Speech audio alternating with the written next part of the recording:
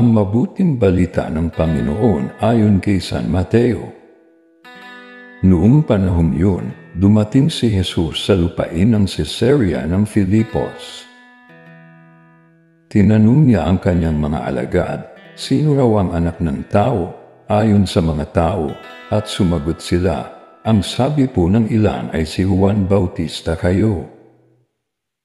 Sabi naman ng iba, si Elias kayo.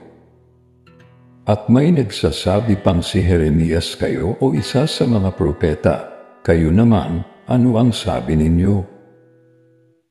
Sino ako? Tanong niya sa kanila.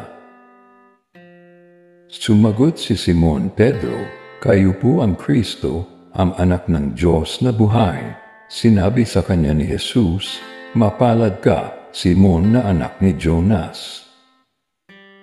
Sapagkat ang katotohanan ito ay hindi inihayag sa iyo ng sinumang tao kundi ng aking amang nasa langit. At sinasabi ko naman sa iyo, ikaw ay Pedro, at sa ibabaw ng batong ito ay itatayo ko ang aking simbahan, at hindi makapananaig sa kanya kahit ang kapangyarihan ng kamatayan. Ibibigay ko sa iyo ang mga susi ng kaharian ng langit. Ang ipagbawal mo sa lupa ay ipagbabawal sa langit, at ang ipahintulot mo sa lupa ay ipahihintulot sa langit. Ang mabuting balita ng Panginoon. Pinupuri ka namin, Panginoong Hesukristo.